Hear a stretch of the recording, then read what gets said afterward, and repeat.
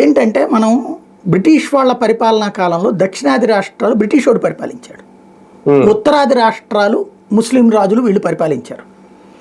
అక్కడ ఇప్పుడు హైదరాబాద్ కానీ ఇట్లాంటివన్నీ కూడా నిజాం నవాబులు రజాకార్ల హింసను తట్టుకోవడం, ఉత్తరప్రదేశ్ ఇట్లాంటి చోట్ల మొఘలాయల హింస, లేకపోతే ఖిల్జీ హింస, ఔరంగజేబు హింస, ఇట్లాగా వాళ్ళ వలన సఫరర్స్ వాళ్ళు. కాబట్టి తాతల నాటి నుండి అక్కడ హిందుత్వ సెంటిమెంట్ అనేది కడుపులో ఉంటే దాన్ని చల్లారుస్తూ వచ్చింది కాంగ్రెస్ పార్టీ దశాబ్దాల పాటు తన అధికారంలోకి వచ్చాక కూడా. ఈ చల్లారుస్తూ ఉన్నంత వరకు బాగానే ఉండేది, కానీ ఒక బుజ్జగింపు రాజకీయం అవతల మతం వాళ్ళతో చేస్తూ ఉండేటప్పుడు కడుపు రగిలినటువంటి వాళ్ళకి ఒక alternative platform Bharatiya Janata party కనిపించింది.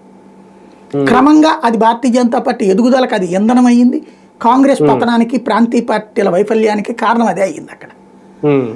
అదే సందర్భంలో దక్షిణాది రాష్ట్రాలు from the beginning highest Christianity ఉన్నటువంటి దక్షిణాది రాష్ట్రాలే కేరళ, ఆంధ్ర, తెలంగాణ తక్కువ కొంత క్రిస్టియానిటీ, ఆంధ్ర, అట్లాగే కర్ణాటక,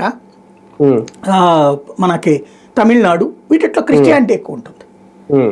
ఇక్కడ ఇంగ్లీష్ చదువులు, మన భవిష్యత్ అంటే ఎక్కడో ఒక చోట గుమస్తాగా పనిచేయడం మనం అన్నటువంటి రూట్లోనే సాగింది ఆ రోజుల్లో. అంటే బ్రిటిష్ వాడి దగ్గర ఏదో ఒక ఉద్యోగం రావాలంటే ఇంగ్లీష్ చదవాలి, కాబట్టి మనం ఆ ఇంగ్లీష్ చదువుల్లో ఎక్కువ ఉన్నాం అనమాట.